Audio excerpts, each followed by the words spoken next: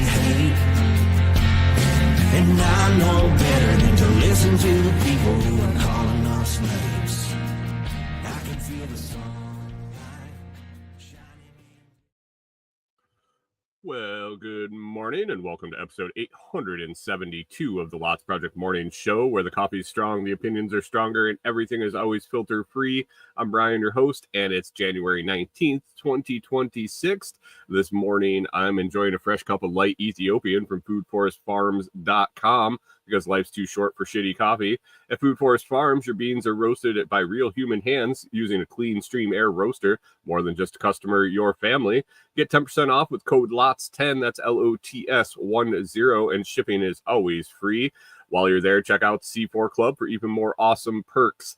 Today we've got another packed show, updates on the cabin build, a possible banking nightmare, what I've been seeing while walking the dogs along the county road, and the follow-up on both the propane regulator issue and the gas station robbery attempt here in town, and whatever else kind of pops up if we have time.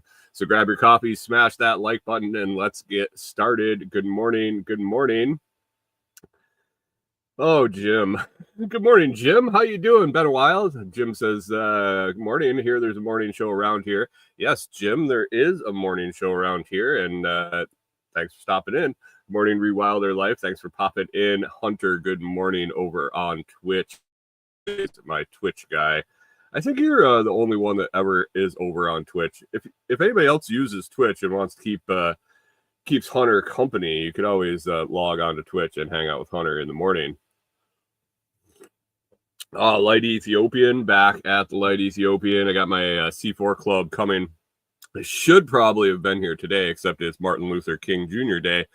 And man, Martin Luther King Jr. would probably be proud of what he would see with our society right now. We've done exactly what he had hoped. But anyway, Martin Luther King Jr., banks closed, schools closed, all of that closed. I think schools are closed. I don't know. I know the mail's not going to show up, and my coffee is going to be tomorrow before it gets here. But excited for a new test blend coming this month, and we're going to enjoy that. So if you're into coffee, head on over to foodforestfarms.com and check out that C4 Club, or just order up a pound or two and check it out. It'll be the best coffee you've ever had. It's chilly this morning, guys. It's excuse me, chilly this morning. Going to be chillier overnight tonight. I think we have to actually stay up and run the wood stove all night tonight because it's going to be down into the mid-teens. But I had an oopsie last night. Our water tank. I mean, since we've been here, we fill our tank, we fill our fresh water tank, and then turn the hose off. And we don't hook up the pressurized hose. For some reason, we've always, whether it be to keep in the practice of conserving water or not wanting the pressurized water hooked up to the sketchy, I shouldn't call it sketchy, it's probably fine, but the RV plumbing, and if we happen to be gone somewhere, something happens and something starts leaking, that pressurized water is just going to keep flowing. If it's only the freshwater tank full, then we got 40 gallons of water to deal with, or whatever the tank is. I think it's about 40. But anyway, we ran out last night about bedtime. I was filling the Berkey filter, and I went out to fill it and dipped down below freezing, and the hose was frozen. So currently waiting for the sun to come out this morning, and hopefully the temp and the sun thaws out the hose so I can fill our fresh water tank. But it's supposed to get cold tonight, and then the rest of the week it is normal for this time of year, just below freezing overnight, highs in the 40s, 50s, 30s, whatever, kind of variable. But looking at the forecast yesterday, and I don't know if I haven't looked yet this morning, but looking at the forecast yesterday, next weekend we're supposed to get like 7 inches of snow, and and then it's not supposed to get very warm after that, so it should stick around here for quite a bit, and we're just not equipped to deal with that. So next Monday on the show, we might be talking about how closed everything is around here due to the snow. And Rewild Their Life says closed due to weather up there in Michigan. What kind of weather you got? Just a normal winter, heavy snows and cold, or you got something amazing going on up there? All right. Well, First things first, let's get to that Bitcoin guessing game contest. The contest where everybody guesses a Bitcoin price for the following week, and there is no prize, but we do it anyway, and we have fun doing it. So let's. Hunter says all that ice, as in the immigration and customs enforcement, or frozen water. I don't know. I haven't really been paying attention to much anywhere. Rewilder Life says very cold, possible -25 below, wind and snow. Hunter says that's Minnesota with the ice problem. But anyway, Bitcoin price. Let's do the Bitcoin guessing game. No prizes awarded, but we have fun anyway.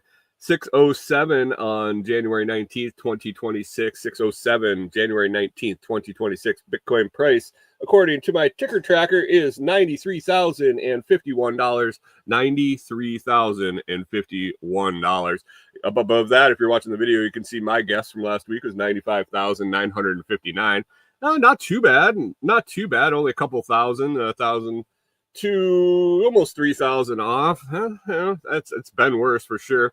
Let's see who else. Let's see who else put a guess in. We'll start way at the top, way off. Chris Dixon came in 102,985. Sorry, Chris, didn't quite make it up that high.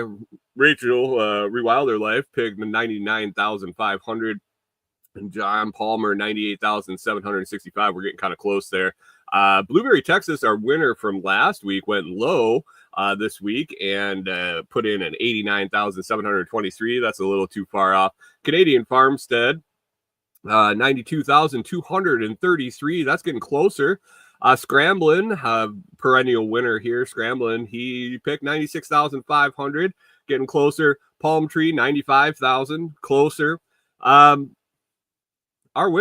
Our winner this week, and our man down in Florida, hanging out on the docks there, hanging out, unloading parts and just living the life down there in Central Florida. We got Pip coming in with a guess at $93,420.69. I think the 69 cents must have done it. Pip, you're the winner today. $93,420.69 was Pip's guess, and congratulations, Pip, on winning the weekly Bitcoin guessing game contest. I'm holding steady on my guess for next week.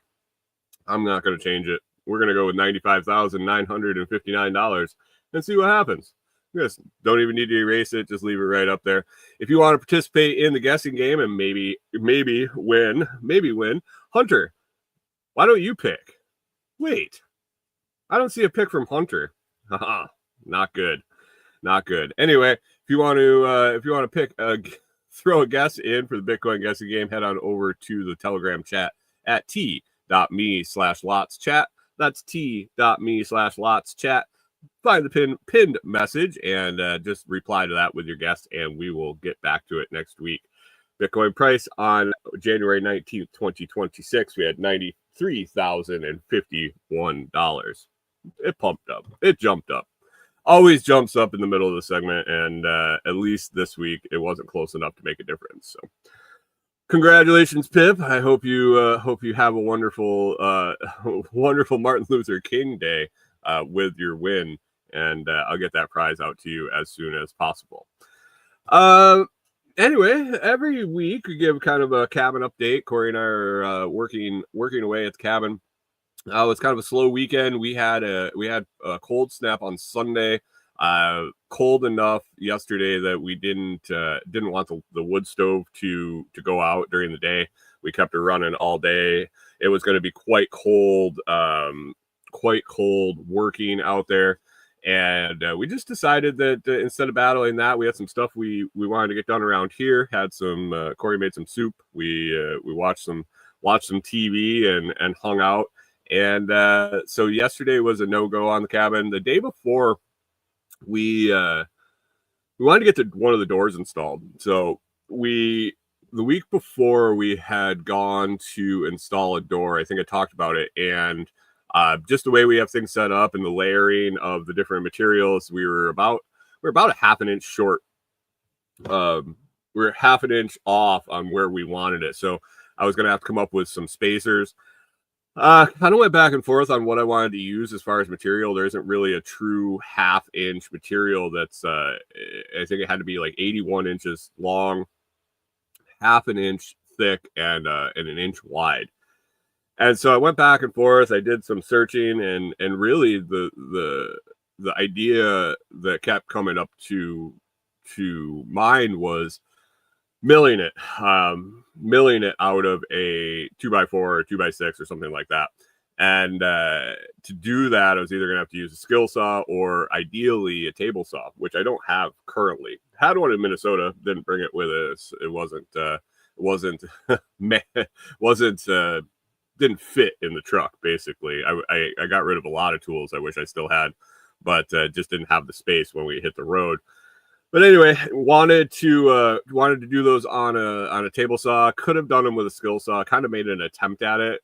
Set up a rough fence, and it didn't really work out that well. They were pretty wavy, not really consistent. So I talked to my buddy down at the end of the road, Jamie, and he was kind enough to let me borrow his table saw.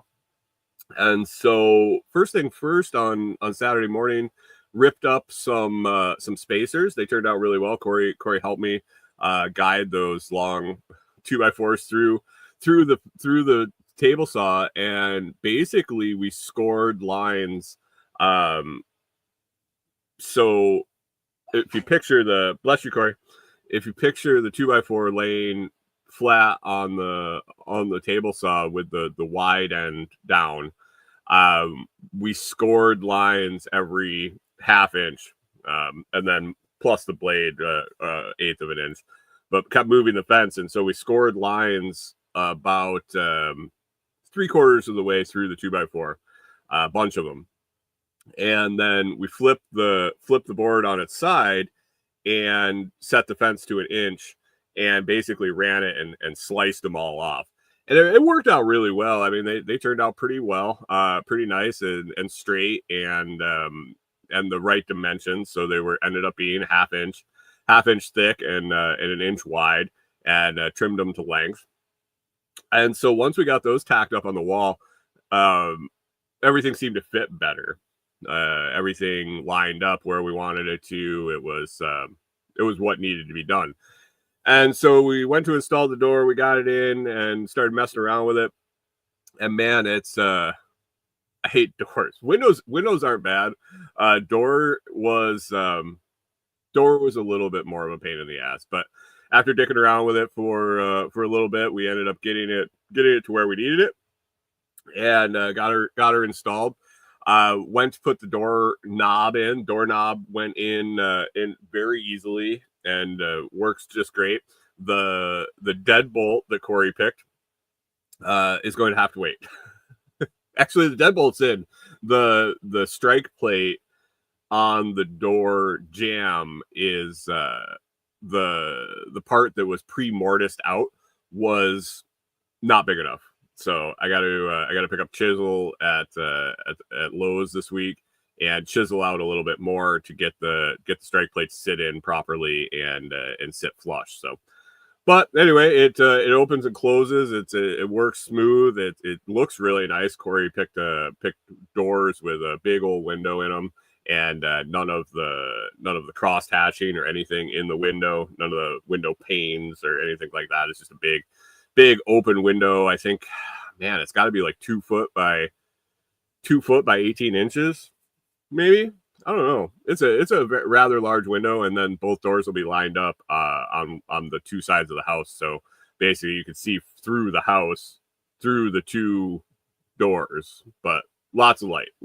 So that was then we wrapped up. We kind of looked at some other projects. We got some ideas to work on going forward. And I mean, really, it looks like this coming weekend with all the snow, I don't even know if we'll be able to get into the cabin.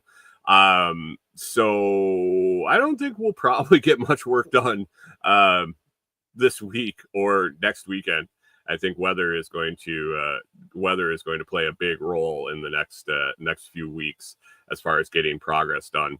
I do have to get out to the property this week, and a lot of it is going to be preparing for that upcoming weather that we have next week. because need to get firewood, need to get a bunch of firewood because I don't know how long we're going to be stuck. We got to do a little bit of prepping. We're going to fill some water jugs and a bunch of other stuff with cold coming right after the snow. You never really know when you're going to be able to leave here in Tennessee because they don't have any road equipment for snow, and any bit of snow on the roads that ends up sticking around just causes large amounts of issues. And the more it stays cold, the sun comes out and it melts and then refreezes and ice. It gets nasty. You could be just going somewhere around the corner and end up in a little holler with ice on the uphill, and you're just stuck there and there's nowhere to go. If you've driven on ice, add in hills and no traction, and that's what you got. So it gets kind of dicey. So I'm planning on just packing it up and having not to leave. Let's just say that. Not going to want to leave and get a bunch of stuff done here in the cabin. It'll be computer work and things along that line. But anyway, that's the cabin update. And 7 inches of snow. Somebody said in the Telegram group, probably a good roof test. I don't know. It should slide off the roof, no problem. And 7 inches isn't that much. But yes, a load rating or load test on the roof at 7 inches of snow. So, not looking forward to that. I guess one a year. I can deal with one a year. But anyway, with the snow, that makes me think of the first sponsor I want to talk about today. It's my company. It's my company and my site, but sponsor of the day. Number one, we have comfreyroots.com, comfreyroots.com. If you're down in the southern states and you've always tried to start comfrey, ask Hunter. When you start it late and it gets to summer and those roots aren't established, it just gets all crispy and it's hard to keep alive. So right now is a great time if you're in those southern states to order up some comfrey, get it in the ground, let it get established before that dearth of summer where it's just super, super hot and sun's just baking those plants. Let them get established a little bit and have a few months growth before. And as soon as, if you can get them to survive that first summer, they should be pretty drought resistant and heat resistant going forward. But in that young stage, if you're trying to plant them close to that summer, it doesn't necessarily work out that well. So if your ground is tillable, if your ground is workable with a shovel, it's a perfect time to get comfrey in the ground. So head on over to comfreyroots.com, comfreyroots.com, and order up a big old package today. Most popular package recently has been the 5-pack. 5-pack has been flying off the shelves. So go over and pick one up today. Get 50 to 60, well, 50 minimum. That's more like 60 or more comfrey roots and get those plants started. It's a beautiful ornamental. It's a medicinal. It's got a ton of uses. It's got a ton of uses. If you don't know about comfrey, go ahead and look it up, or you can find more information out about the plant over at comfreyroots.com. Any questions, you can always ask me too.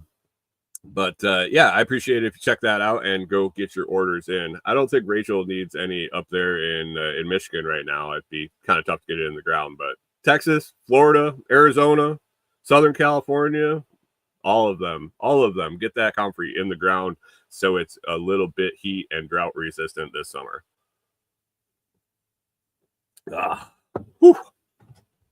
Light Ethiopian, man. I hadn't had light Ethiopian in a bit there. I had some Christmas blend. We had some other new blends and different stuff in the C4 box for a couple of months. I don't think I had broken into a light Ethiopian in quite a while, and it's definitely one of my leaning towards one of my favorites. So anyway, let's move on. Let's move on to that next topic, possible banking nightmare. What happened now? Oh, Davos is starting today, the World Economic Forum. No, it doesn't have anything to do with that. Big banks failing. No, it doesn't have anything to do with that. This one's personal. Personal banking nightmare. So Corey and I went out. Was Friday night.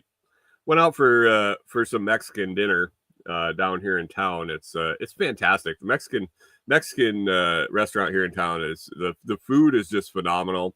The prices are you can't beat them. Like really, if you go there and you get two meals, you're not much more than if you're buying the food to prepare it yourself at home. I don't know how their prices are so low, but man, for the quality of the food you get, the prices are just phenomenal. So we try to hit them. We try to support them. It's usually pretty busy, so I don't know if our support makes any difference or not. But we try to hit the Mexican restaurant quite often. Nice people, always treated us right, and so we were out to dinner on Friday night. Had a nice dinner. I had some enchiladas. I think Corey had some sort of cheesesteak burritos or something. I don't know.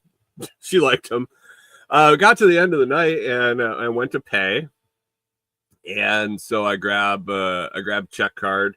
I hand the guy the check card and he goes and runs it and comes back and he's like, "Hey, I tried this a couple times and it wouldn't go through." I was like, "Oh, was it declined?" Knowing full well that there was plenty of money in the account to cover what I was buying. And he's like, "Yeah, I don't know. It just kept coming up with these weird letters." It's like, I don't really seen it before. And I was like, "Oh, okay." Thinking maybe something was wrong with the network or their reader or something. So I gave him my fold debit card. It's fantastic. So check it out. But I've been using the fold card exclusively for building the cabin, so I could use all those funds at Lowe's. But anyway, I had some funds on there. I gave him the fold card. It went through and no problem. So it wasn't their network. And I was like kind of scratching my head. And I mean, there's enough money in the account that I don't want to deal with fraud. It was my first thing. It was like, who stole my number? They locked down the account, blah, blah, blah. And I was like, oh, shit. So we had to run over to the gas station after that and ran over there and went to pay with the card and declined. On their card reader, it just said declined. And I was like, interesting. Really? Interesting. This isn't good. I don't want to deal with this. And we're looking at Friday night. It was kind of later in the evening. So we went home. Corey and I went home. I pulled up the app, looked. It didn't look like there was any suspicious activity. It didn't look like there was any alerts on the account. I'm like, what is going on? This is really weird. And so I didn't feel like dealing with it that night.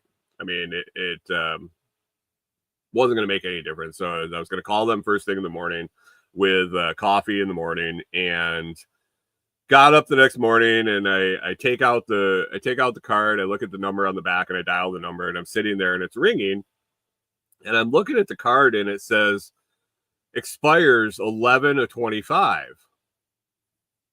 And I'm like, that's weird. And I've been using the card until, this is January now, middle of January. And I remember that we had gotten a card and gotten a new card. And I'm scratching my head there for a second. And I take out my wallet and I pull out all the cards out of my wallet. And I'm flipping through. And sure as shit, there's the check card that I've been using for the last 3 or 4 months since we activated it. And for some reason, the expired card was in my wallet, in the back of my wallet. And that was what ended up getting pulled out. So I had been trying to pay for Mexican. I tried to pay for the gas station with a card that had been expired since November. It had just been sitting in the back of my wallet. And I don't remember why I didn't throw it out. I can't remember if I had just stuck it in there because I wanted to make sure that the new one worked after we activated it. I don't know why it was in there. And I don't know how I managed to pull it out since I had consistently been using the proper one for months now. But anyway, bad on me. I pulled it out, but I was able to get the phone hung up before anybody answered, and I had to figure out with someone that I was just a dumbass and had been using an expired card, and that's why it wouldn't work. But have you ever dealt with fraud? We've dealt with it a couple times, Corey and I, since we've been together 20 plus years. Data breaches at businesses. We had used our card. It really, I don't think we've ever had anything due to our negligence, but definitely had to go through the process of having stolen card and fraud and all of that stuff. So we weren't looking forward to going through that. So I was happy. I was excited to be the dumbass that made the mistake, but that would have been interesting. It would have been interesting to have to explain that to the customer service rep, or if we would have been able to figure it out once I got connected on the call.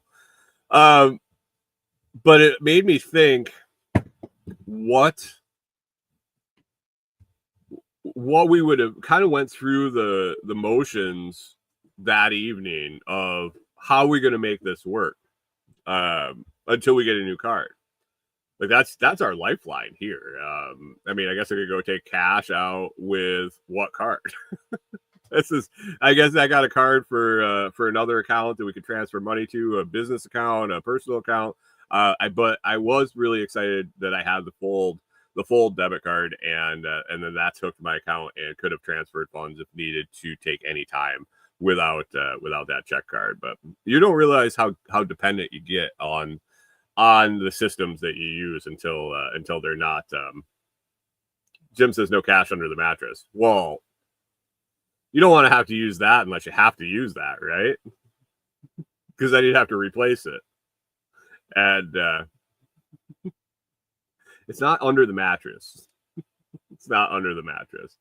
And, there's always reserve. There's always reserve sitting here and there. But talking extended use, I didn't have any. I did have cash with me, and would have been able to get by, but I don't like to use it if I don't have to. Rewilder Life says just get a loan like everyone else. I suppose. Oh, so that wasn't fun. That was scary. Though that's that scary feeling in the back of your throat when you're like, oh no, what? Really? I don't want to deal with this shit.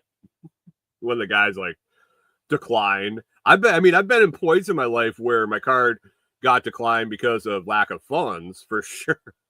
For sure. But I knew that wasn't the case. And man, I didn't want to deal with the alternative, for sure. I didn't want my bank account to be lack of funds, but not through my own doing. That's never good to deal with. So got that taken care of. Cut the expired card up right away and threw it away. And Corey just kind of looked at me, rolled her eyes, and chuckled. So that's it. That's that. Let's get a couple updates here on a couple things from a few weeks ago. Propane regulator. If you have listened to the last couple weeks, you know that I had an accident at the property. I was unloading some deck boards. The deck board slid off the top of the pile. I landed on the propane regulator, or the collar that screws into the propane tank. Snap that in half. Snap the little dildo that goes into there that lets the propane out. That snapped off. The propane was just like, it had to turn the tank off. And so I had looked at a new hose assembly for the hose, the regulator, and the quick connect fitting to go to the generator. That was more expensive than I wanted to deal with. And being somebody that was a service technician, I kind of did this stuff for a living for long enough that I was looked at it, knew I could take it apart, and just order the parts that I needed, the broken parts, to replace them, which was basically a regulator assembly that had the collar that screwed the propane tank and the regulator itself, and then the hose, the same. I would keep the same hose and just screw it into that. Found one on Amazon, used the part number, searched it, didn't really pay attention to the outlet hole size on the regulator. When I got it, it was not the same size as the hose. My story from last week, I had gone to Lowe's. I had bought some brass bushings and bought the sizes on either side of it. I got the hose side right, but had misjudged the. I had bought two to make sure that I got the right size, but I went on either side of the actual size. This past week, I went back to Lowe's. I got the right fitting. I made sure I had some propane Teflon tape and put it together. It was pretty simple. It should have been a simple job. So I got that put together. We used that on Saturday, and it worked just fine. It worked great. The new propane regulator, actually, it felt like it might have started up a little quicker than the old one. That Champion generator on propane, when you haven't used it in a while and the hose is empty, it really takes a lot of, there's no purging the propane into the generator. Basically you have to cycle it, like trying to start it, and it builds up. I don't know if it builds up a little vacuum or what happens to get that propane to actually flow into the generator. But this seems like it put out a little bit extra, and I don't know why. It has the same serial numbers, or not serial numbers, but model number on the regulator itself. And I did find where I missed a letter that denoted the size of the exit hole. But it should be the same regulator. I don't know. Could have been all in my head that it started easier. But anyway, generator. Excuse me. Anyway, generator is propane line for the generator is all fixed. That was it took way longer and way more steps and way more trips to the hardware store and headache than I ever should have, for sure. It should have been a one and done. Should have ordered the right part to begin with, and I would have been able to just spin off the old one, spin on the new one. But I didn't pay attention, and that's on me. So that was two whammies in a row. But one is two is one and one is none. We had a backup generator, and we could also use gas. Use gas in the generator, but our Honda that we bought to go on the road when we were going full time in the RV, and now this Champion tri-fuel, neither of our generators have had any gasoline in them at all. We've run them strictly on propane, and I like it. No mess, no storing the gas, no stink. I guess the propane smells a little bit, but no gasoline problems, no carb problems, no buildup, no ethanol problems, no draining the tank. We do lose a little bit of power. It's a little lower, the peak power and the power output, but having oversized the generators, it isn't an issue. So you guys use propane in your generators, or are you all gasoline? I'm a big proponent of the propane, if you can't tell, and but I can use gasoline if I want to. Just I would rather not if I don't have to. So that is all fixed up. And then the other thing that I had an update on was the gas station robbery attempt here in town. So I talked about the fact that it kind of blew up on Facebook. They had security camera footage of three young gentlemen. Rather, says all propane hooked to a big pig. That's what I want to do in the end. I'd love it. I don't know. I go back and forth. In Minnesota, we had one 500, I think it was 500 gallon tank, and or 500 pound tank. I can't remember. They get sized by pounds or gallons. Like a 30 pound propane cylinder holds 7-ish gallons of propane. I know that because I fill them all the time at Tractor Supply. I don't know if I want to go with 100 pounders and get them filled myself, or if I want to go back to having the propane guy come and fill up the big tank. I don't know. We'll see. As of now, we'll progress from our 30-pound tanks to 100-pound tanks, and then decide in the end if we want to contract with a propane company and see if they want to put a tank up there, and even if they will. I don't know. They should, but you never know. But anyway, gas station break-in. Jim says it's buying in bulk cheaper. I'm buying from a propane company in a 500 pound was probably cheaper, I would think. I haven't priced it here. In Minnesota, it was. And we used to do all sorts of things to cut down on costs there. We'd pre-buy for the season. We would always fill our tank. They would have an end of the season top off sale where they were trying to get rid of all the pre-bought propane that they had already sold that people hadn't used, and their money had rolled back into their account. They would do a discount period where you get super cheap to top it off going into summer when you didn't really use a whole lot of it. And then, like I said, the pre-buy going into the season, you could pre-buy at a set price for the season, and then they just deducted from your balance every time you got a fill up. So that was kind of our routine up there. Here, man, I don't know if we'll use enough to make a difference. We'll have our propane, we'll run our stove, our on-demand water heater, and backup generator.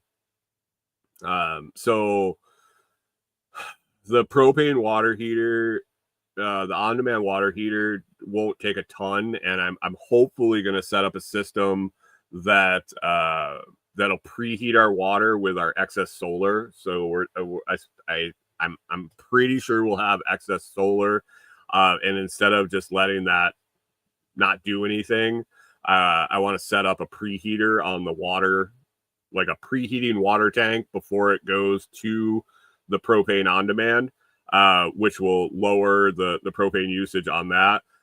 Stove, grill, cooking doesn't take a ton of propane. We're not going to be heating with it.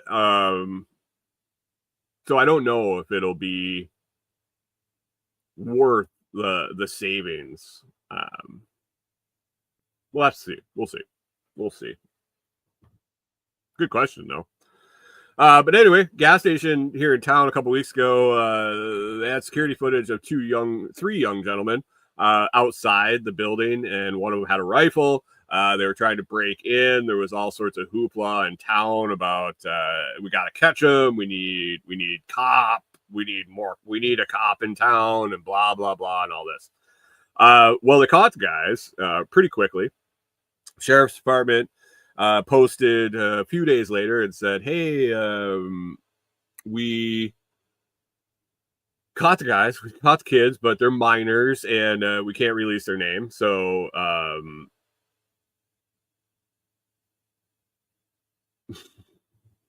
Hunter, I'll answer that in a second.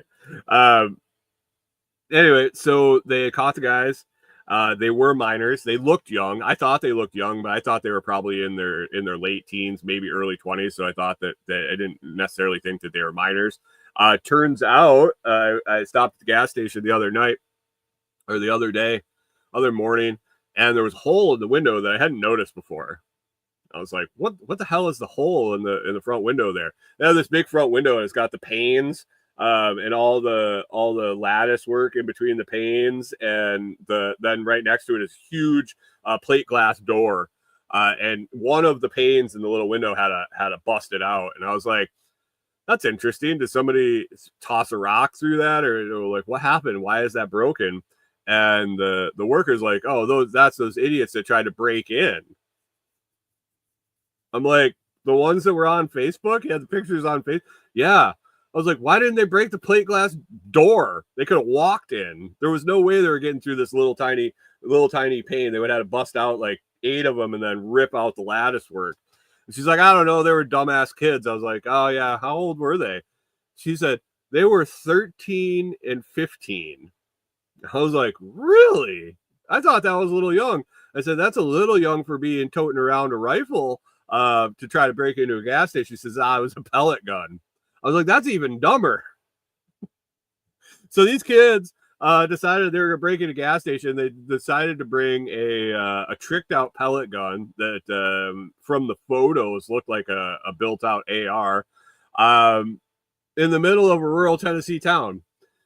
I don't know how they didn't get shot, first of all. But anyway, that they did pick up the kids. They were 13 to 15 years old and carrying a pellet gun to a gunfight. If somebody had shown up. Hunter says, why do they sell it by the gallon but measure it by weight? Talking about propane. I don't know. That's your answer. They price it by the gallon. I think that the tanks are just, I don't think they sell it. I don't think they measure it by weight. I think that's just the tank. That was the nomenclature that came, like 20-pound tank, 30-pound tank, 100-pound tank. I don't think a 7.1 gallon tank. I don't know. I don't know why it happened. Hunter, that is a great question. We should ask ask somebody here. Let me see. Why are propane tanks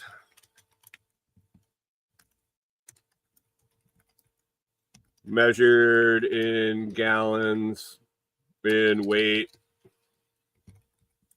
and propane sold by weight?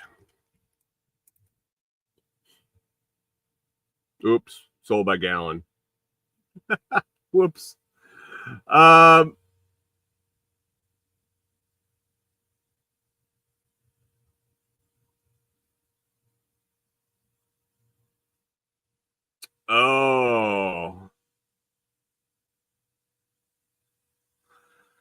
Okay, so what it looks like.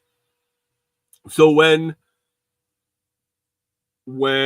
I go, so let's do Tractor Supply, and that's where I get my tanks filled. So Tractor Supply takes the tank, they put it on a scale, so they're actually weighing what you're getting, and when you pay, it's in their system by gallons.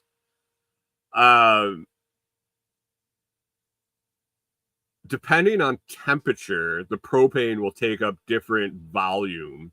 I think the weight is to determine how full the tank is, and then you pay by the gallon, not by the weight, because I don't know. It doesn't make sense.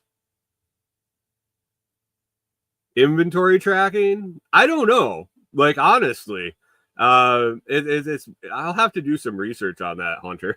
That's a good question. I don't know. I've never really been in propane and propane accessories. If we could get a hold of Hank, that would be a great question to ask him. So, stumped me, man. Stumped me. If anybody knows why they sell it in gallons but measure it by weight.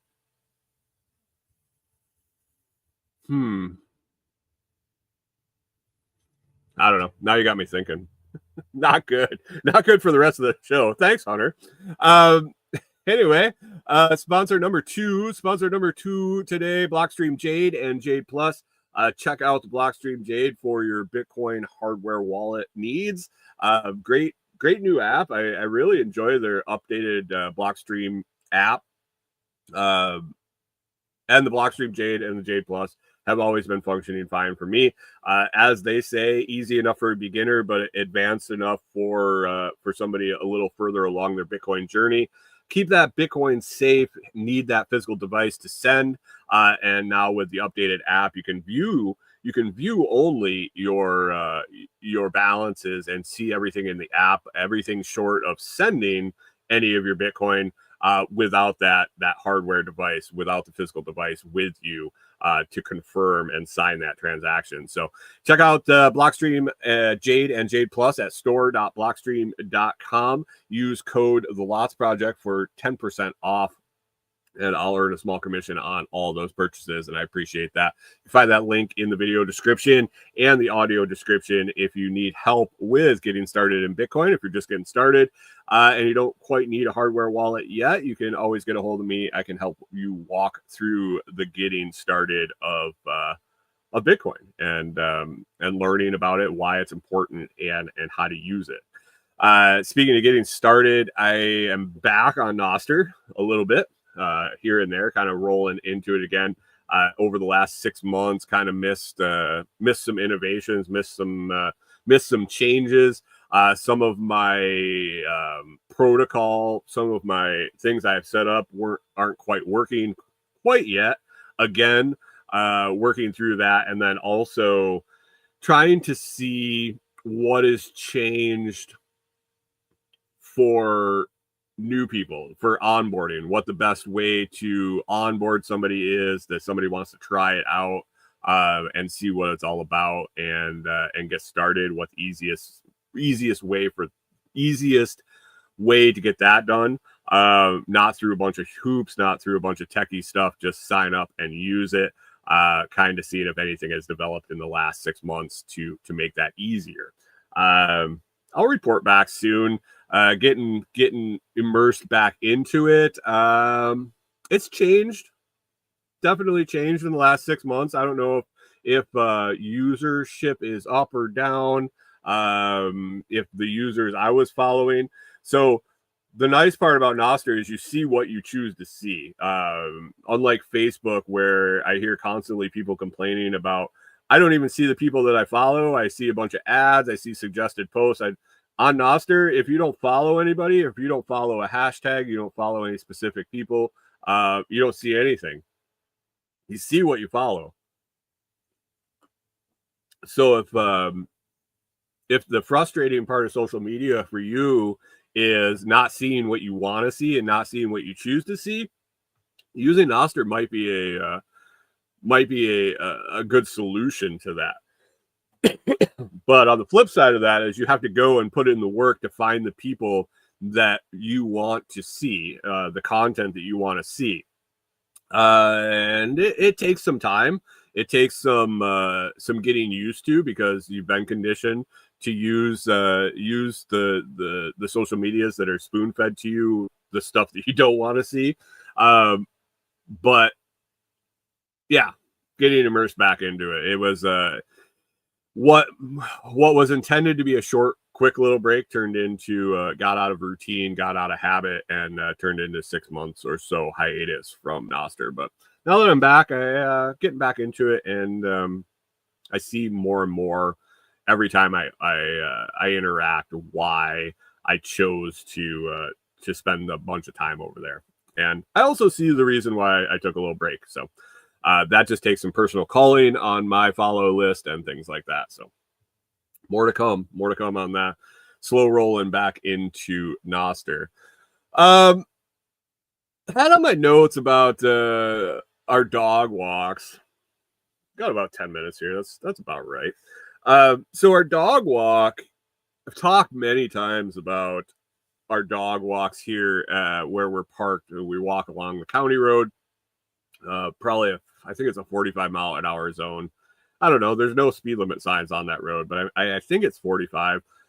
People are most people are very, very courteous.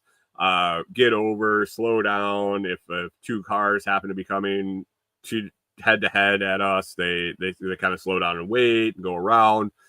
Some people are oblivious. Yesterday we saw somebody that was never looked up the whole time they passed us on her phone. we were on either side of the street. Just we were just getting started with our walk, and here she comes, and was like, "Holy shit!" She never even looked up from her phone the whole time. I mean, you could see in through her windshield, and I don't know,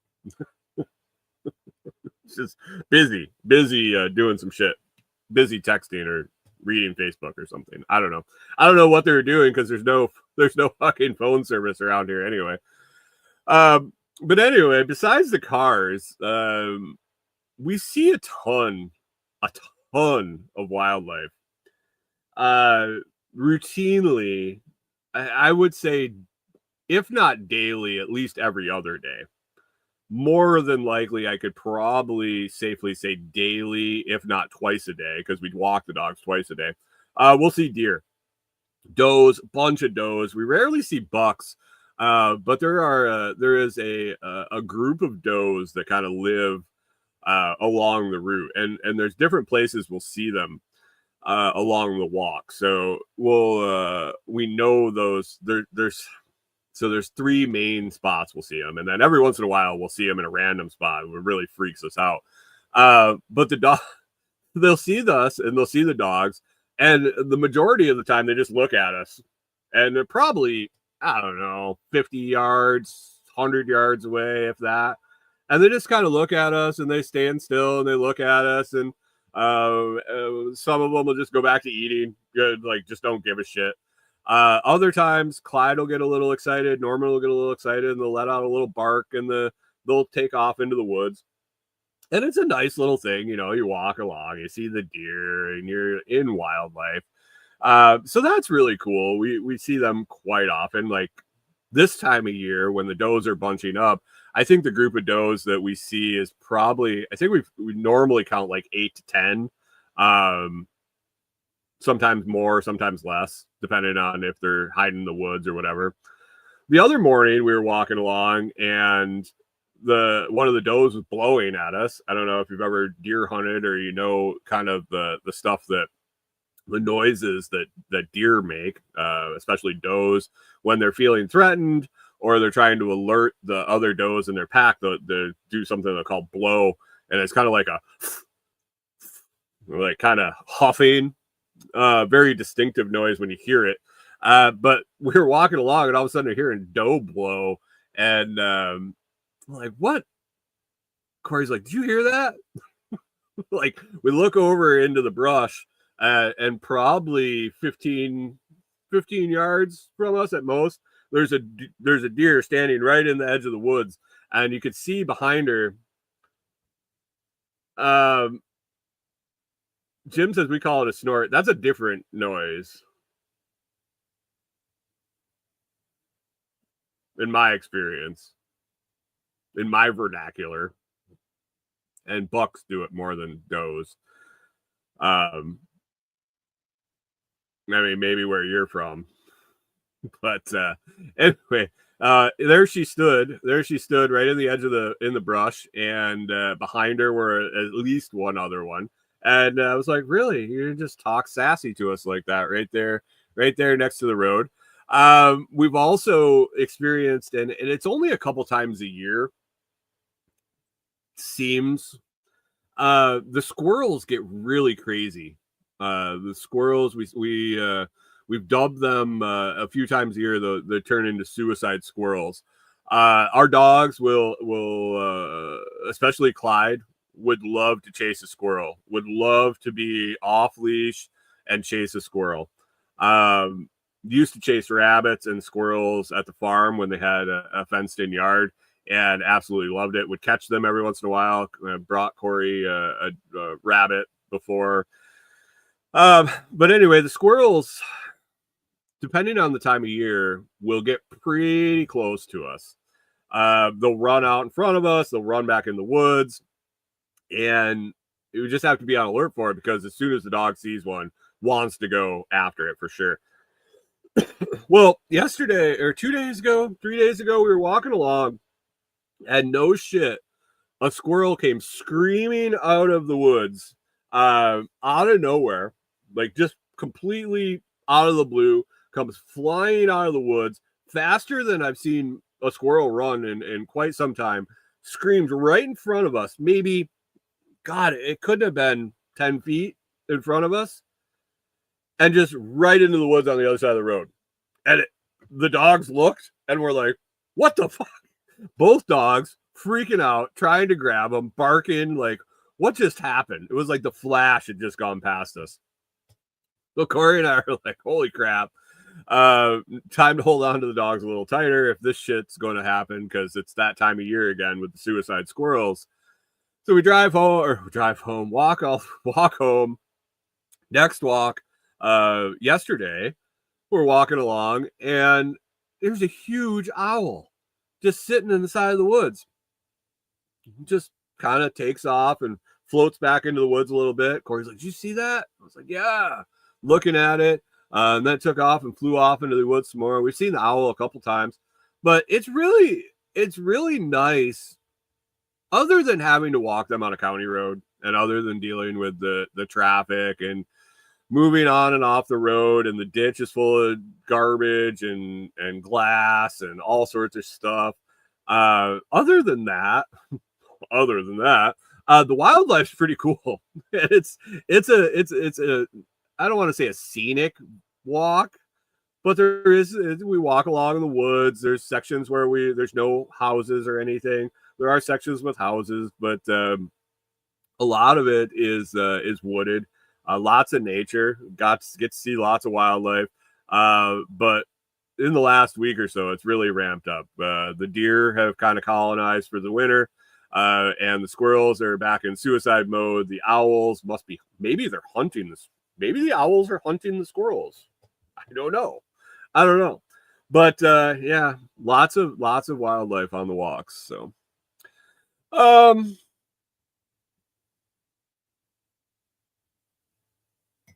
don't know. That's about it. What do you guys got?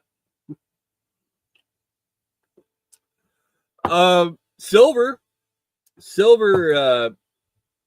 kind of pumped up last week a little bit, and then for the rest of the week it mainly stayed stable on the price. It didn't jump up a whole lot.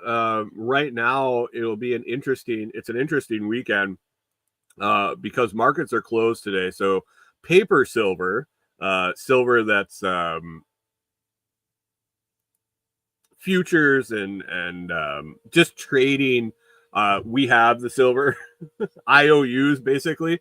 That's closed today with the holiday here in the US, but physical silver is always for sale. If you have it, you can sell it. If you want it and you can find it, you can buy it. And then also other countries around the world are still trading today. So it could be an interesting divergence, and from what I see, it really looks like the paper silver market and the physical silver market are diverging. So with this extra day on the weekend, it could be interesting tomorrow morning when markets open what has happened.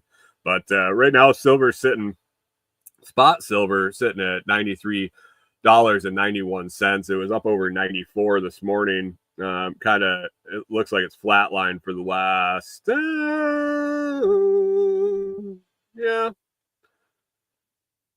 over the weekend time, but that has been interesting to watch.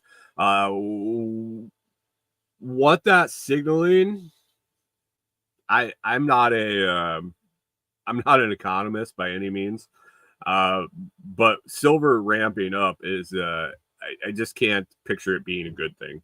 I mean, it's a good thing if you have silver, but it's a sign of not good things,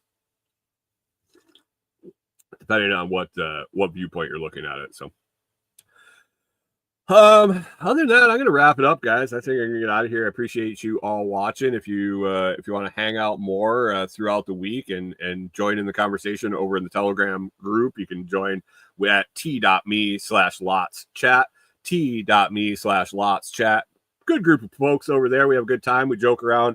We talk about all sorts of different stuff, and come on and join us over there. That's where you'll find the Bitcoin guessing game contest that happens every morning. Congratulations again to Pip for winning this week.